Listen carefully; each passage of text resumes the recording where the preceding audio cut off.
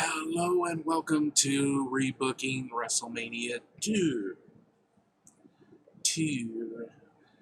Number 2. So as I did say in the WrestleMania 1 video, which you obviously should watch first because that's the first one, there was an entire year in between WrestleMania 1 and WrestleMania 2. They didn't start doing additional shows until, I think, after WrestleMania 3. 87, I believe, was when the first time when they added in 2 more shows that year. There was the very first Royal Rumble, which wasn't even a pay-per-view. I think that was done on just TV.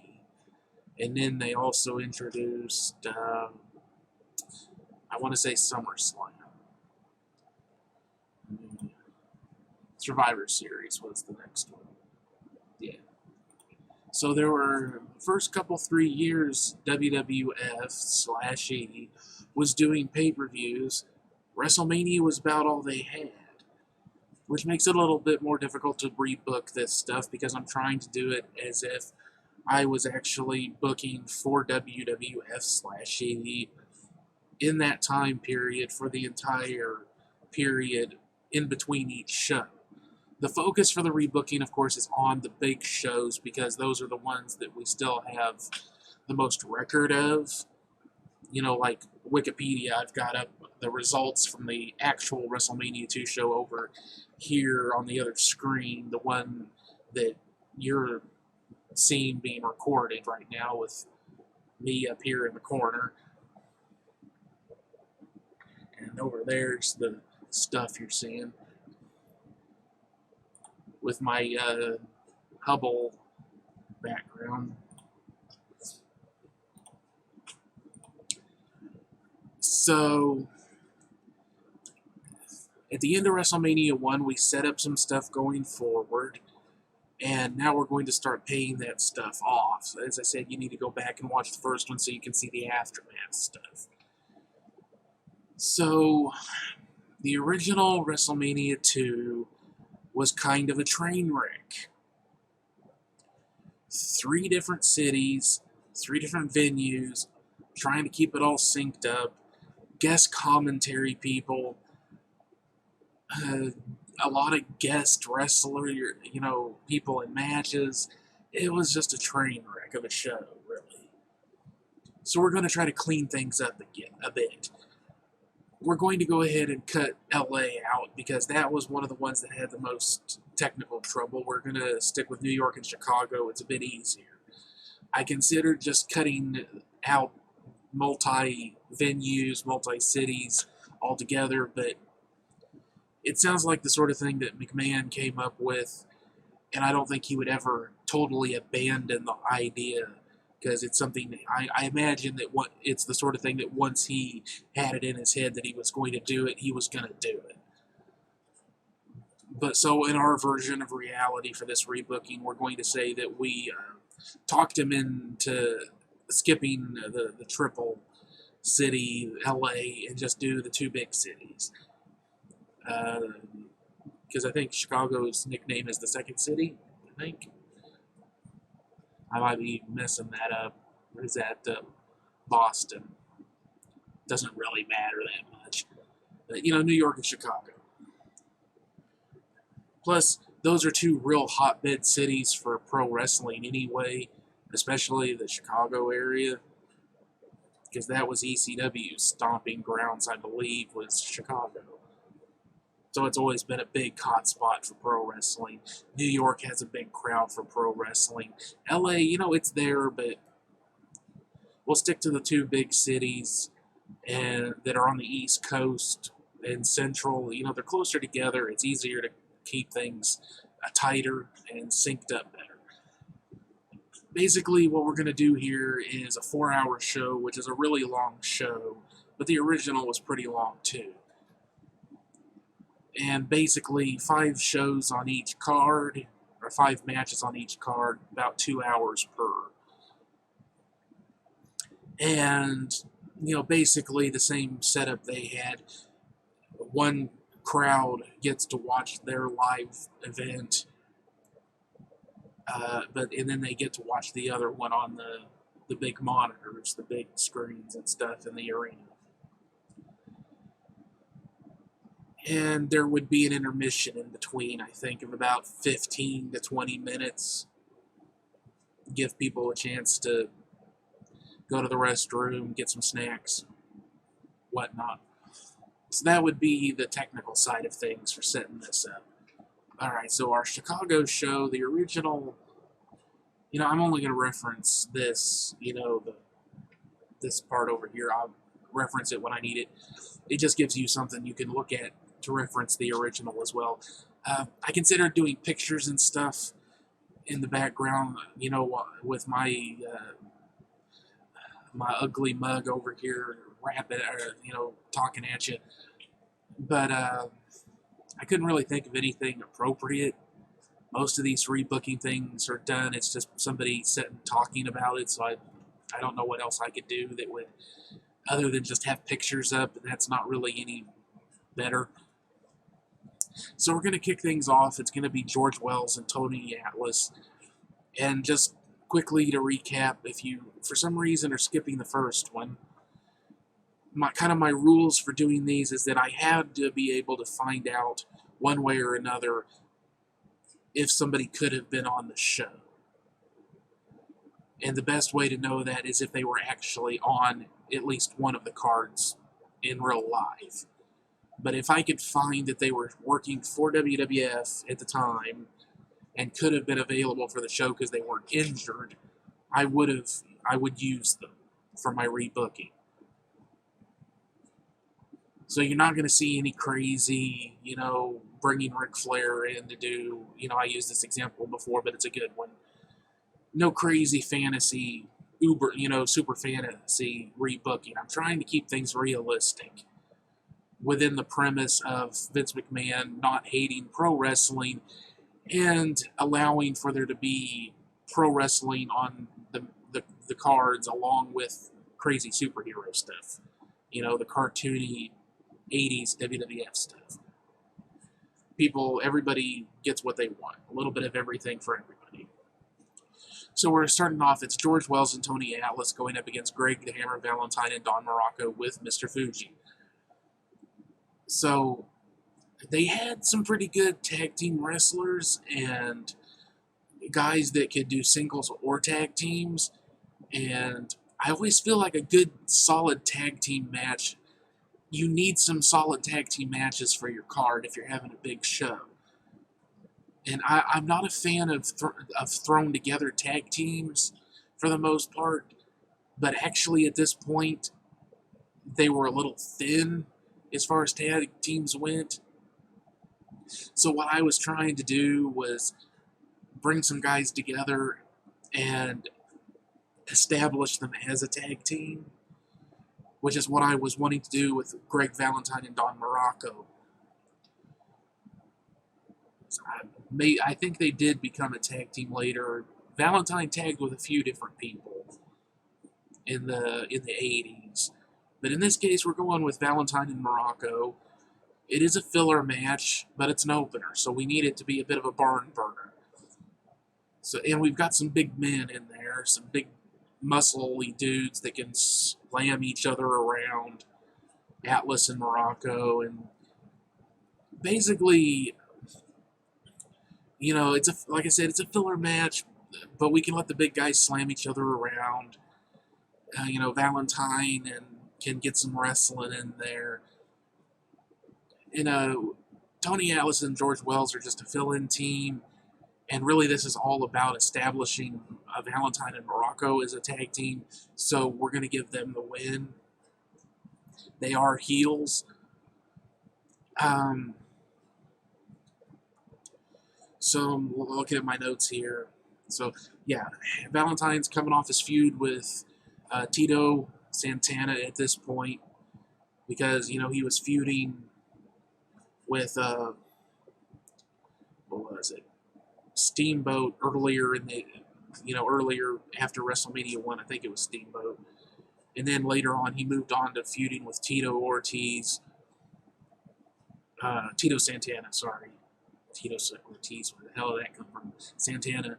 because Valentine was the one who was supposed to have injured his leg. But at this point, WrestleMania 2, he's coming off of that feud. So we needed him to be able to do something else. So we're putting him in this tag team with Don Morocco. And you have that dynamic of Morocco is a guy who can work, but he's a lot more of that big bodybuilder slam power guy, slamming people around sort of guy. So you have that dynamic of the big muscle man and solid worker. So with Greg Valentine, you're always going to have someone in that tag match who can lead the match, who can run things. You know, you can put them in there with rookies, you can put them in there with veterans, you're going to get something, as long as the rookies have any talent at all. Valentine is a solid go-to leader for a match. Gonna get my eye. Alright. So, yeah, I think what I'd want to have happen here is a clean win, no cheating. I think I would want to set these guys up as heels, but more personality-based, just more of that, we're going to beat your ass, we're going to enjoy beating you, and we're going to rub it in, we're going to be assholes about it, we're going to be jerks, and we're going to try to injure people. That sort of heel, you know, the mean, nasty, dangerous heels. Because my feeling on heels is that if you can't get over, you know, you can't get heat based off of your personality and behavior, cheating is not going to help that much. You know, that'll just maybe it's just me, but it, especially today, I mean, this is the 80s, it was not as overdone and cliche and overused as it is now. But, you know, as a fan of New Japan, I get so tired of the same old heel shit. You know, Bullet Club does it, Suzuki Gun does it, and like I've said several times, I cannot stand Taichi. I skip all of his matches because it's the same old crap every match. Don't care who he's in there with. I will not watch any of his matches, ever.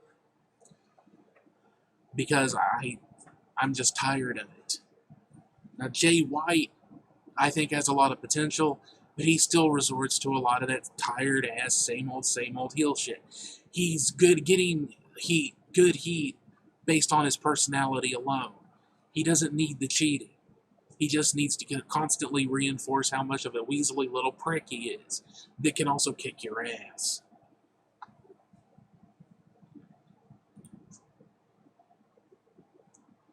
But that's going off on a side tangent. Let's get back to it. So our second match is going to be Tito Santana versus Jake Roberts. And at this point, Jake Roberts, I believe, had not been in WWF that long. And I want to bring him in and establish him because he came from doing stuff with Kevin Sullivan in Florida, if memory serves. And they were doing that whole satanic panic gimmick down there, taking advantage of the 80s satanic panic. If you don't know what that is, look it up. It's disturbing.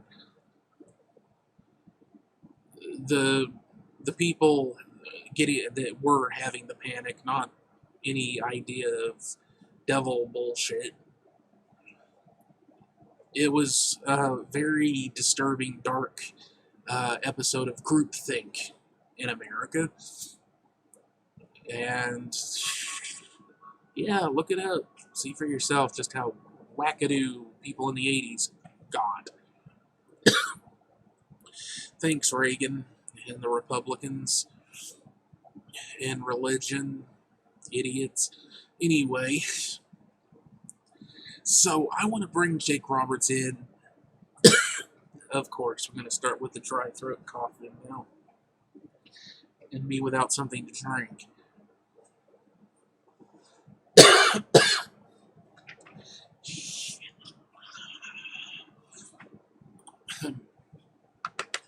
Alright, I think I'm better. So, we're bringing Jake Roberts in, and I want to establish him as the evilest son of a bitch that's ever lived. in the actual show, yeah, this is before the Alice Cooper match. This is well before he turned face. He originally had the match against George Wells, and it meant nothing. It meant nothing. There was nothing to it. I don't know that George Wells had been there very long at that point. I don't know how long he had been there, and I don't know how long he lasted there. It was a 3-minute, 15-second match, and it meant nothing at all.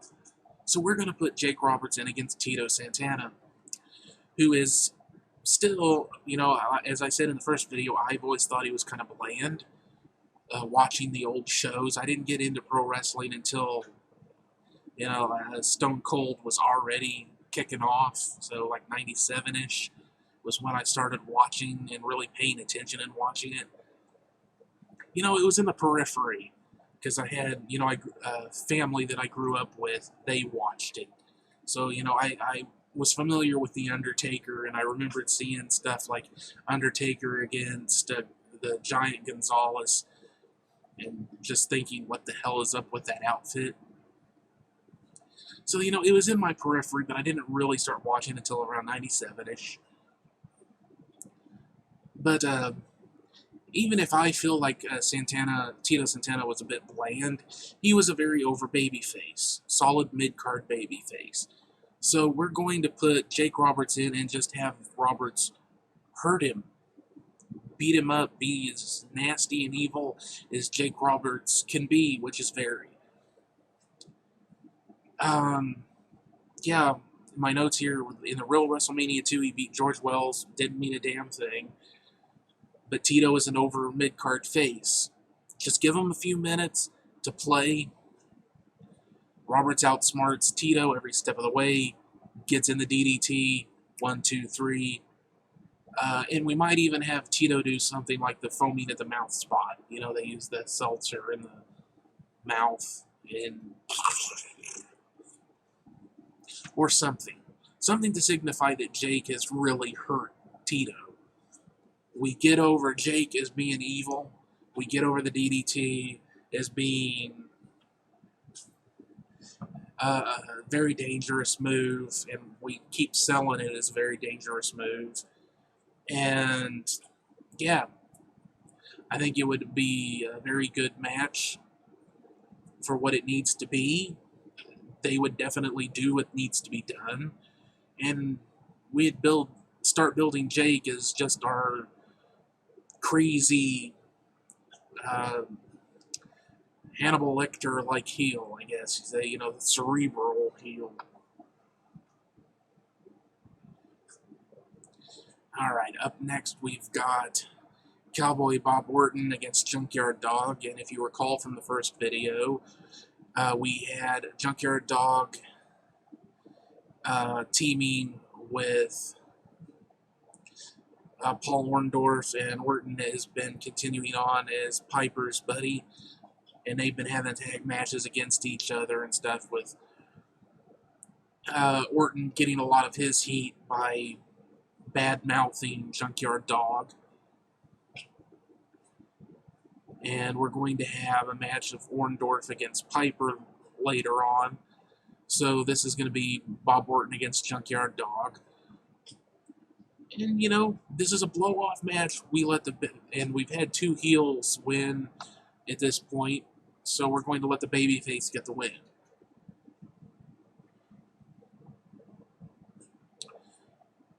Very simple, nothing complicated. Put him in there, give him 8 to 12 minutes or something. It doesn't have to be a long match. Just long enough to establish that, a match was had and the babyface won. Maybe Orton gets some heat back afterward. Maybe not. Doesn't really matter. Next up, we've got the Killer Bees.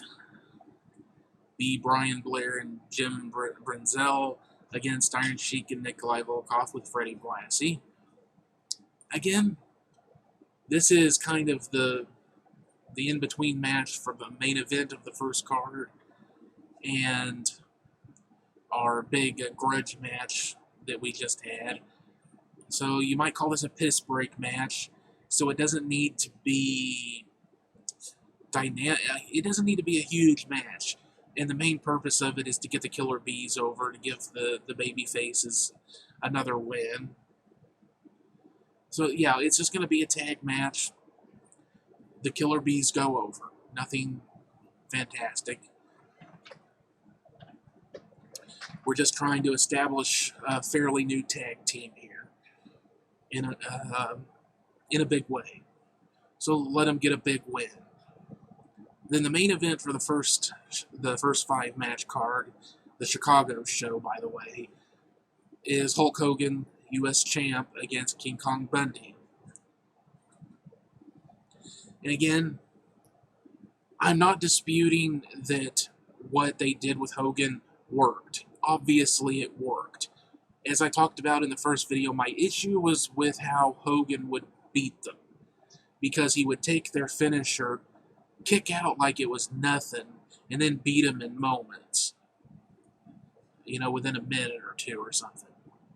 Short amount of time. Which kills the heel.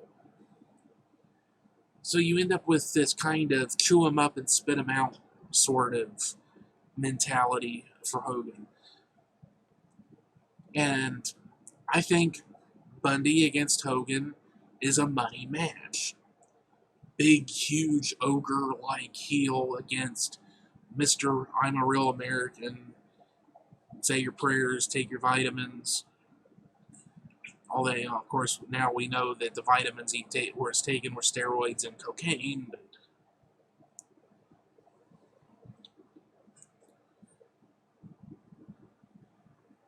And I don't want it to be a cage match. Originally they had a cage match, but there was really no reason for it to be a cage match. But we are going to set some stuff up here. It's going to be a regular match. Again, there's no real reason for it to have been a cage match. The rest of the build-up they did was fine. They're going to have been feuding for quite a while. Again, the story basically is that Bundy wants the world title, but first he wants to shut up Hogan.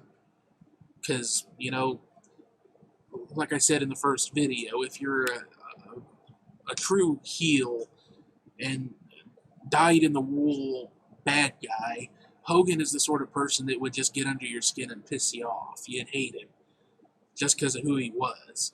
So you kind of make Hogan the target of the cartoony villains. You can have, because you don't have to have all the same kind of heel. You know, Jake Roberts is more the kind of heel that would go after the world title. Because, you know, he's more cerebral. But Bundy was more of a cartoony villain, so he's a sort of a, you know, I'll get you. Goody two-shoes. That sort of thing. So we can have our cartoon villains that go after Hogan, and we can have our more serious villains that'll go after whoever's got the world title. Or the IC title, you know, whichever one's being held by the face at the time. And leading up to this match at WrestleMania 2, Bundy is going to injure Hogan's ribs. I think that happened, that was part of the story in real life, but it's a good one. It's a classic, an evergreen, if you will. You injure the face's ribs, put them at a disadvantage, and then they manage to overcome the odds and win anyway. It's a classic underdog story. And I don't know if in real life Hogan would have gone along with this. I mean, most of his matches did follow this format to an extent, but basically what I would have happen is Hogan is going to just get beat up. He's going to get bloodied. He's going to get broken down. Bundy is just going to beat the ever-loving hell out of him. Throw in a few hope spots, but mostly Hogan's just going to get beat up. He won't stay down, though. That's going to be the story, is that no matter how much Bundy tries to keep Hogan down, tries to get that 3 count, tries to beat him down, keep him down, he will not stay down. He is the hero, and he is going to keep on persevering, and he's going to keep getting up no matter what. So we have that go on until Hogan is begging the fans to help, as he used to do, gives him the energy he needs to Hulk up, makes his big comeback, he slams Bundy, does the big leg drop, but Bundy kicks out and staggers to his feet. Okay, and we're setting up here that Hogan just did the leg drop by itself at this point. And we give them, both of them, some time to get back to their feet. The crowd's going to be cheering for Hogan, and Hogan's going to do his punch, punch, punch, and big boot, leg drop, 1, 2, 3. And Hogan is going to be selling all the injuries. That's another thing he used to do that seeing it in retrospect pisses me off, because he wouldn't sell after matches. So in this version of reality, Hogan is actually going to sell that he's been hurt during a match, because it helps build sympathy, and that's what the babyface is supposed to do, is get the audience on their side. So, just is a better story in my book, to me it is. He's going to celebrate with the fans, but he's going to collapse on his way out of the ring and have to be helped back, to sell that Bundy really did beat the shit out of him. But he still won. He still overcame the odds and won. Alright. So now we've got the New York show. And this is where we're having the big, what was it? It was the NFL versus WWF Battle Royal. Although there wasn't really a versus anything going on.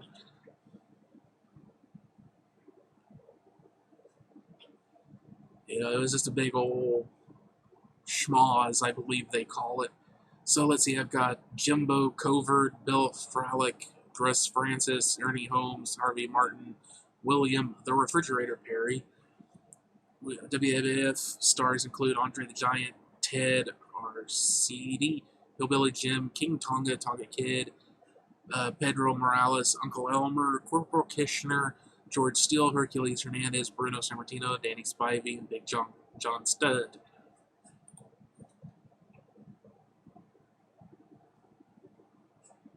And I want to put over King Tonga, aka Haku, in this. He's going to put out Big John Studd, Andre, and Sammartino during the match. He works with Tonga Kid through a lot of the match, but Tonga Kid gets eliminated by Andre. And then they do the spot where the guy on the outside, Tonga Kid in this case, grabs Andre and helps King Tonga get him over. Basically, we're putting over Haku, King Tonga, as a real badass, and we're setting up the tag team, the Islanders, I think. And again, it was a filler. It was just something to fill up time, I think, in real life. And we don't need to take it off. It brought some attention to the show.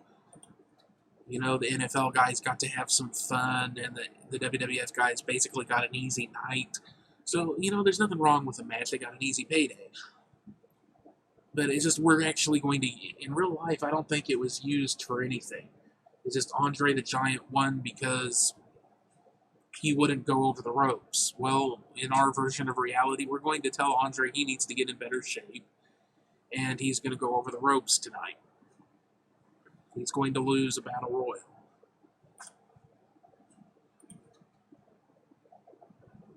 From cheating, of course. Not clean. So up next, we've got Ricky Steamboat versus Randy Savage with Miss Elizabeth.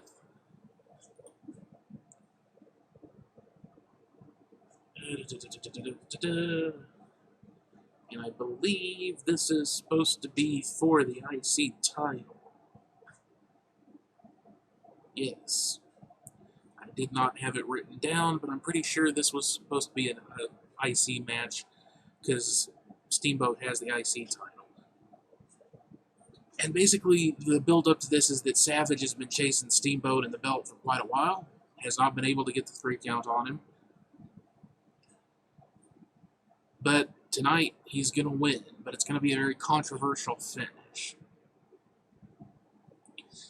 By controversial, I mean he's probably going to do something like putting his feet on the ropes or grab the tights with a roll-up, something a bit cheaty. Let's face it, something cheating. A controversial finish. And then after that, he's going to start talking trash on Steamboat a lot. And Steamboat will get a rematch somewhere down the line, but he's going to lose to yet another screwjob finish. Savage is going to be cheating to win. So we're going to keep Steamboat and Savage feuding for quite a while. Why? Watch the WrestleMania 3 match. I mean, do I really need to explain why keeping Steamboat and Savage feuding for a while would be money?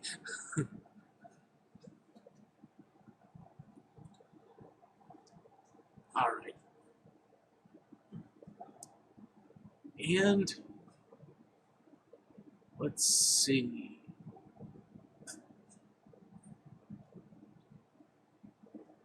Yeah, originally Terry and Dory Funk were in the WWF briefly, and they were there for WrestleMania 2.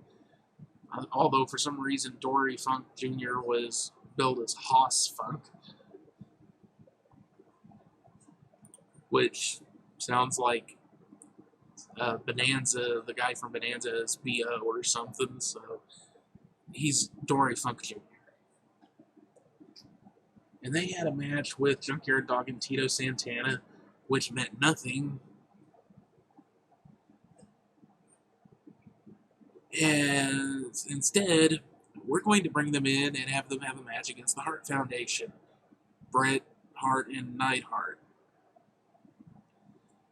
And we're going to have the Funks as faces. And we're not going to ignore the fact that they are both former NWA champions and an excellent tag team and have a great history in pro wrestling and their father and Texas wrestling and all that stuff. So we're having the Funks come in as faces. This is a #1 contender match for the tag titles. And we're going to have the Hollywood Hunks sitting at ringside to see who wins. Because at this point they have won the belts. And they're going to attack both teams after the match before getting into the ring to wait for the Bulldogs, because our next match is with the British Bulldogs taking on the Hollywood Hunks for the tag team belts. And unfortunately, Terry and Dory do not stick around for very long, but the Hart Foundation does. So they're going to win, and they're going to get their the #1 contender spot. So again, the transition here from this tag match into the next tag match is that the Hollywood Hunks tag team champions sitting at ringside watch the whole match to see, scouting the competition. Then after the match is over, they attack both teams, kick them out of the ring. They're tired. They've just had a match. We give them a decent amount of time to have a good match. And then they just stand there waiting for the British Bulldogs to come out. And they do. And they were on the show, and they came out with Lou Albano and Ozzy Osbourne, so no reason not to have Ozzy and Albano there. And, of course, the hope would be that the Hollywood Hunks would have gotten the crowd riled up, which means the Bulldogs get to come out as faces. And hopefully, again, the crowd will definitely be hot against the Hollywood hunks and, cheering on the Bulldogs. And again, we're going to go classic tag team wrestling. Bulldogs are just going to get fucked over for most of the match. One of them gets a hot tag, evens things up. Then after that, we give the crowd a very tight, rough match with a lot of back and forth. Keep them on the edge of their seat, not knowing who's going to win. Then we're putting the faces over, and the Bulldogs are going to get the titles. All right, and now we have our main event for the second show, the New York show, which is Paul Orndorff against Roddy Piper. Now, our build-up for this, remember that Paul Orndorff came back as a face, and Roddy Piper is continued being a heel, and we've got some issues here with this particular rebooking because Roddy Piper is leaving after WrestleMania 2 to go make a movie. He won't be gone for a real long time, but he's going to be gone long enough that we cannot keep the belt on him. So Paul Orndorff is going to win the title. But we're going to twist things a bit. Quite a bit, actually. Because not too long after WrestleMania 2, sometime after WrestleMania 2, Orndorff turns heel again and feuds with Hogan. And it turns out, it's even to this day, it's one of the biggest money makers that WWF/E ever had. And it was never really on, view. It wasn't really recorded. One of the biggest feuds they ever had, one of the biggest money-making feuds they ever had, Paul Orndorff, Mr. Wonderful Paul Orndorff against Hulk Hogan. And it's in the record books, but there's not a whole lot of visual record of it, unfortunately. So we're kind of going to go in that direction. Again, my goal with doing this rebooking was not to just arbitrarily change things, everything. Things that worked, I would obviously have wanted to do as well. I'm trying to realistically rebook things, and sometimes that means doing what they actually did, because it worked, and it worked very well. Turning Paul Orndorff heel again, having him feud with Hogan, made a hell of a lot of money, and that cannot be denied, so I'm not going to. So the build-up for this match, Orndorff against Piper, is that Orndorff has been ragging on Piper for having to cheat so much. Having to use cheating, having to use interference, having to have his little boy, Bob Orton, out there helping him to win. And he's just going to keep ragging on Piper over it, saying, you cannot beat me one-on-one. You're not good enough.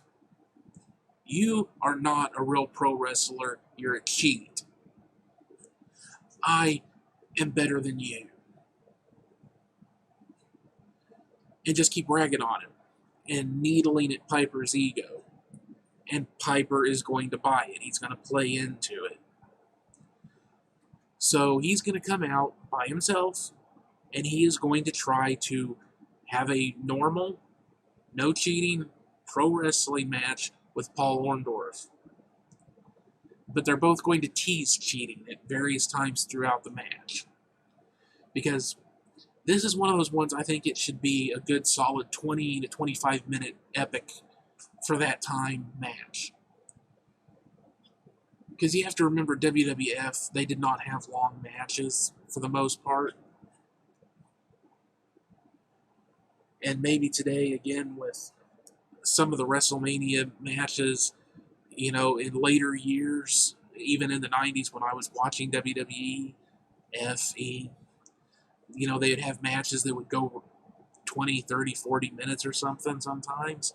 And watching New Japan, they have matches that'll go a whole hour or more. Few and far between. Most of them are around 30 to 40 minutes, even the main events are. Most of their matches are under 15, actually. I actually saw a comment on YouTube, somebody wanting to know how they could do all those long matches all the time. It's like, they don't do them all the time. Even main events usually only go about 30 to 45 minutes. Most of their matches are under 15, like I said. So. But this is one, I think this needs to be a good long match. It needs time to breathe, basically. You know, a lot of back and forth stuff, a lot of teasing that one of them's going to cheat, but not doing it. You know, just really let it simmer. You know, this could be a bad move in some ways because it's a long show for that time especially. But for the match to work, I think it needs some time to breathe, some time to just flow and simmer and cook, basically. You know, let the audience stew, is what I'm trying to say here. And the end of the match, the finish, is that Orndorff is going to cheat to win. He's going to get the 1, 2, 3, but he's going to cheat to do it. And it's going to be, again, something sneaky, like rolling him up and grabbing the tights, or hitting him, getting him down, and using the ropes for leverage to get the 1, 2, 3. So Piper is going to get in his face, and basically Orndorff is going to beat the shit out of Piper at that point. He's going to knock him down and just beat him up, injure him, which gives us an out for Piper so he can go do his movie. You know, and we're going to have some other lead up into this. We're going to have other wrestlers talking about the match. You know, I love the OSW review guys, old school wrestling review guys, Irish guys. If you've never watched their stuff, they're great. Watch all of them. Start with the old, basically, you know, they reviewed all the WrestleManias, the whole Hogan era of WWF. They reviewed all of the shows.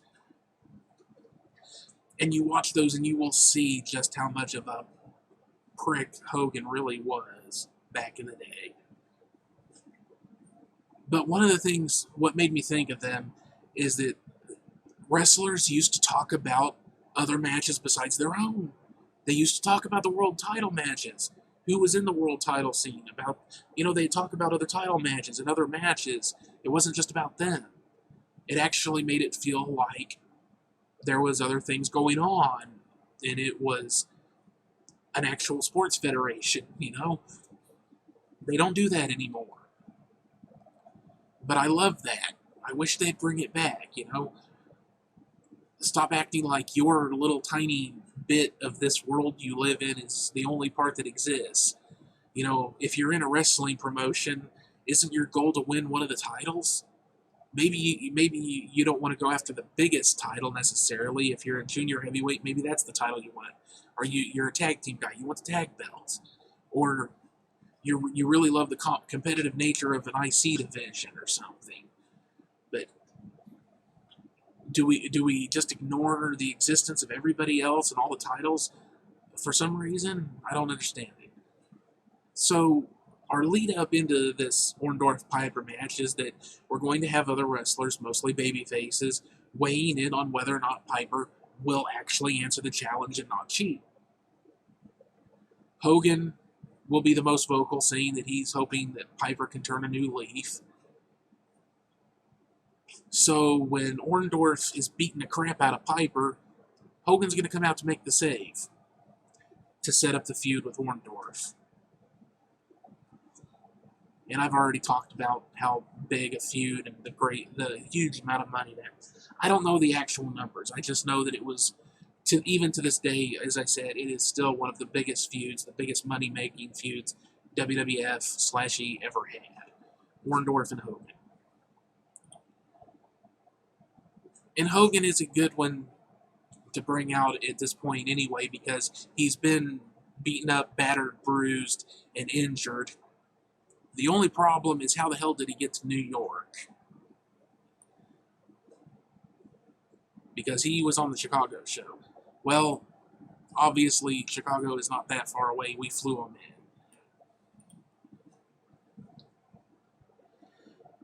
He was supposed to be there anyway. You know, we can set something up. Yes, actually, I just realized that I had him appearing on a second show in a completely different city, and just realized, oh shit, that isn't actually going to work, is it? But no, I think several hours, quick plane trip with a commuter plane. Maybe we have to change that. I don't know. I just realized that may not work to have Hogan be at both shows. How far away is Chicago from New York? The resources would be there. I'd have to think that there would be a way for him to get there, because I think that was the only title match on the first show.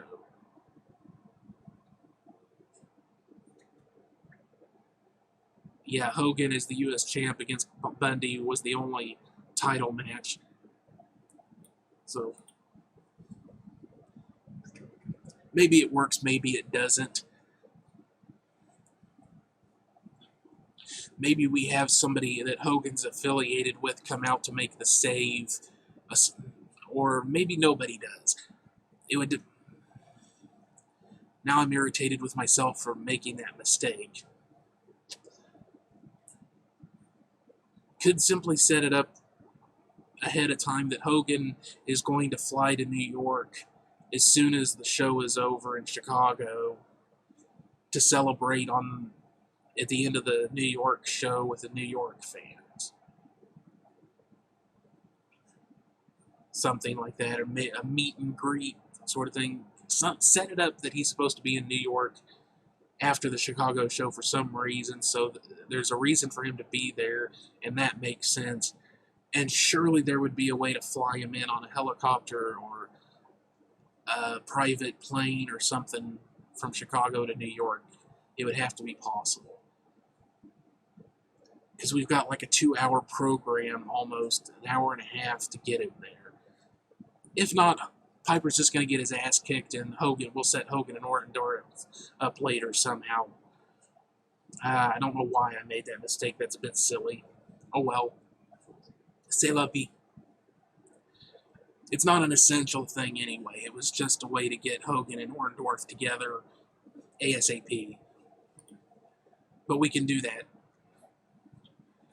You know, it would be just as easy to set it up by Hogan cutting a promo on Orndorff, going, Piper met your challenge. He came out and he didn't cheat. He played it straight with you, and then you screwed him over, and your, junkyard dog did all this work with you to try to get you back in the ring after everything that happened, and then you turn around and you betray Junkyard Dog. You betray the trust that Piper brought in to answer your challenge, and you betrayed all of your fans and all the Hulkamaniacs and all the guys in the back.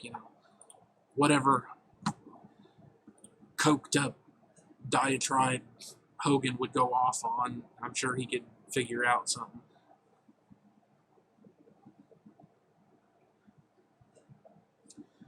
But the aftermath here, again, we pretty much have an entire year in between WrestleMania 2 and 3.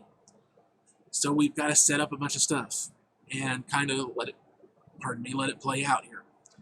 So the aftermath for Orndorff is that he's going to reveal that his new tag team partner and mentor is Jake Roberts. So we've established that Jake Roberts is not only this heinous, cerebral heel, that he's also the puppet master for the new world champion, Paul Orndorff. And he's going to cut promos about getting revenge on Piper, teaching him a lesson for what Piper and Orton did to him. He's going to do things like throwing down the belt, saying he doesn't care about the title, he wanted revenge. And now that he's gotten back at Piper, he's going to settle his score with Hogan because he's sick of him sticking his nose where it doesn't belong. Again, if there would be no way to physically get Hogan to New York, We simply have Hogan cut a promo before Orndorff does. And they're going to feud. The problem is that during that feud, Orndorff injured his arm. Didn't do anything about it until the feud was concluded because it was making so much money, which resulted in permanent damage. And again, look it up if you don't know anything about it. He ended up having atrophied issues, nerve damage in his arm. But the feud will, and we're going to follow that. It happened in real life, so it's going to happen in our version of reality as well. We are not deviating into pure fantasy realm here. Sticking with a more, rebooking, but try to keep things realistic, as I said. So their feud is going to conclude around July. Orndorff's going to have to leave because of his arm injury.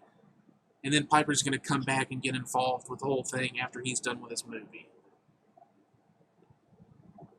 Which sets up what happens with Piper is that he comes back to find Adrian, Adonis, Brutus, and Orton have taken over his talk show. Adonis is hosting a tea room thing. And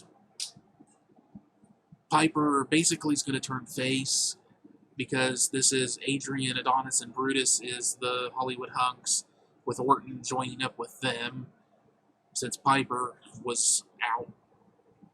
And the three of them are just going to repeatedly humiliate Piper. But Steamboat and Junkyard Dog are going to start helping Piper. And basically, you can have 6-man tags, tag team matches, and singles. Lots of different singles matches.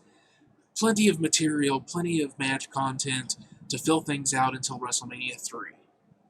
For all 6 of those guys.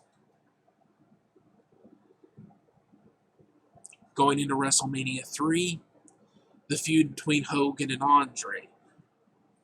That starts after Hogan finishes his feud with Orndorff. Andre is getting an award. Hogan kind of steals the spotlight.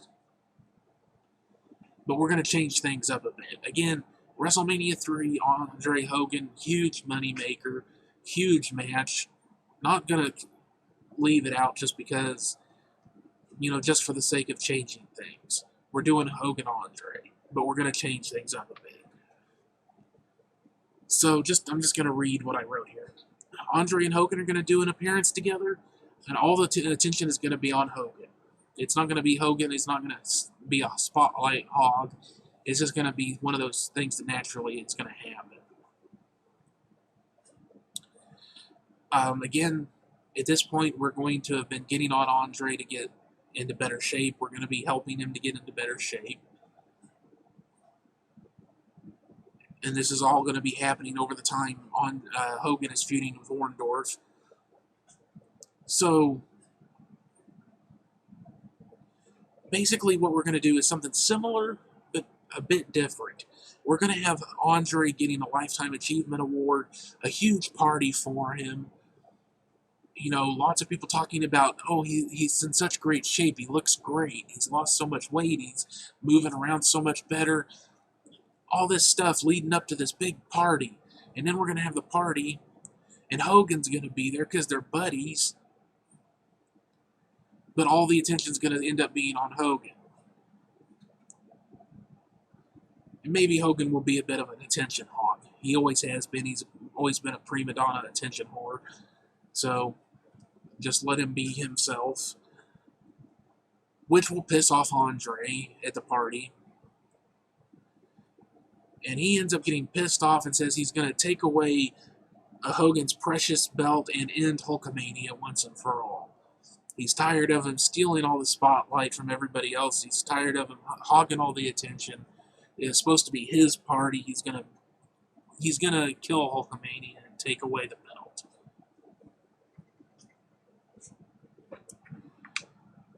And then, because Orndorff didn't want to be world champ, we're actually going to have a tournament to crown a new world champion.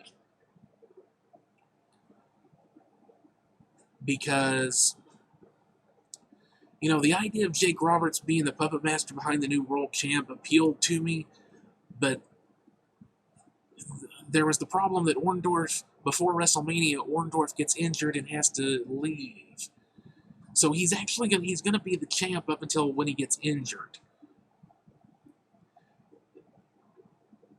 No, wait, that's not right. We want Orndorff feuding with Hogan, and Hogan is the U.S. champ, so we don't want the world title being kept up in that feud. That's right. I was trying to remember why I went ahead and had Orndorff not be the world champ. Jake probably wouldn't have been very happy about Orndorff throwing the title away, but they're still tagging together. They're still Roberts is involved in the feud with Hogan. So Orndorff is going to throw away the world title, vacate it essentially, voluntarily.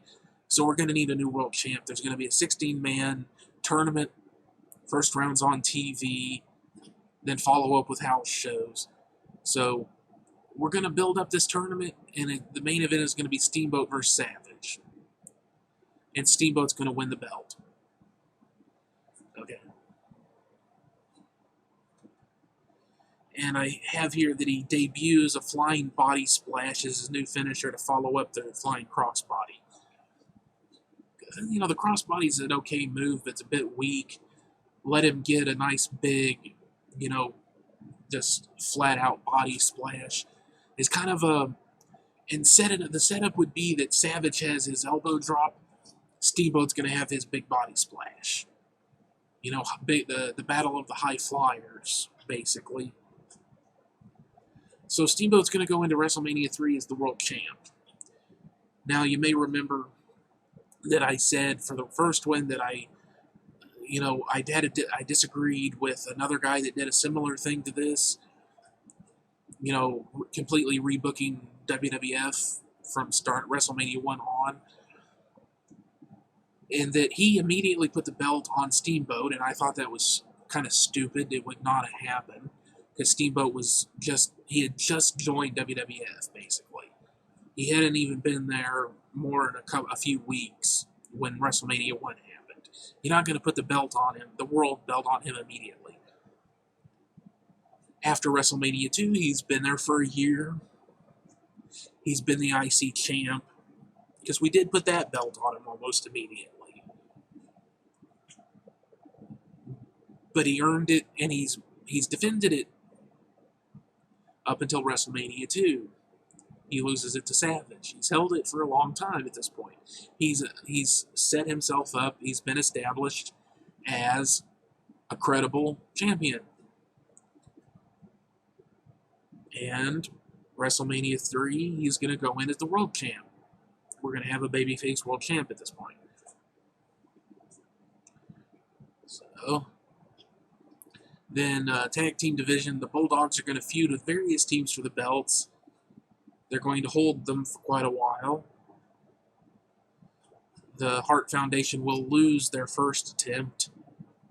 But Dynamite Kid will get injured in between WrestleMania 2 and 3. Which is going to make it so that they have to drop the belts. They will be dropped to the Hart Foundation. So the Hart Foundation will go into WrestleMania 3 as the champions. Jake Roberts is going to be part of the feud with Orndorff. The part of Orndorff's feud with Hogan, rather. And basically, we're just continuing to build Jake Roberts up as this evil son of a bitch. He's just this evil mastermind, basically. And, yeah, we'll just let him keep chewing up baby faces in singles and tag matches. Because we just want to establish Jake Roberts as being evil. He's evil. Other people, the Aftermath stuff, I'm sticking mostly to the big names and the ones that I have stuff going into WrestleMania 3 specifically.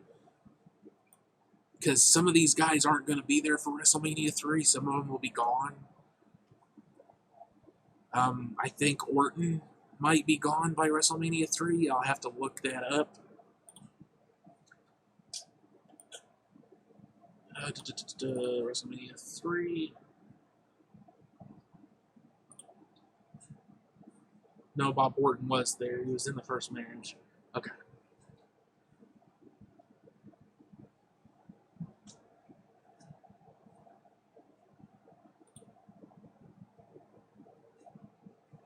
Yeah.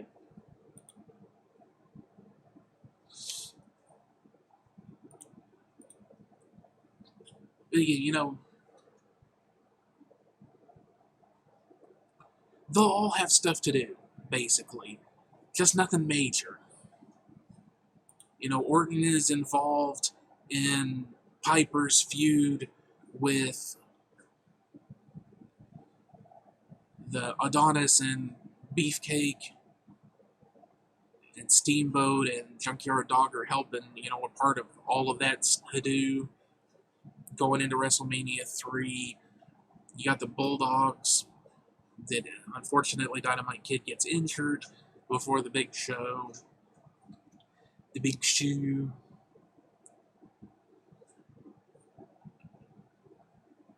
You know, the Funks aren't there that long,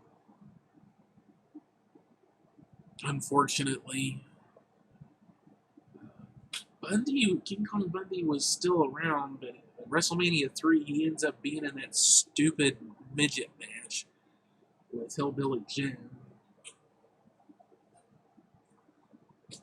You know, and you got the Killer Bees are there. Iron Sheik and Volkov lasted forever as a tag team, but they were never. They were always just kind of a solid team to put baby faces up against, because you knew you could get a halfway decent match with them, and you know the Cold War was still a big deal. Reagan was president, so you know the Russian and Iraqi guys, our tag team.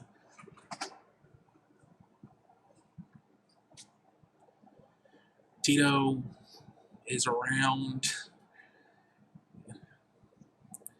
Greg Valentine and Don Morocco, we continue building as a good, solid heel tag team, beating people up, kicking ass, taking names, that sort of stuff. Well, yeah, that wraps things up, I think. Yeah, that's rebooking WrestleMania 2 and aftermath for the year going into WrestleMania 3. So I'll see y'all on the next one. And don't forget to do all the good YouTube crap, you know, like or dislike if you want to, subscribe, hit the bell if you want to be notified when I upload new stuff, share the video and leave comments, all that good junk. Please, thank you, and I'll see y'all later. Bye-bye.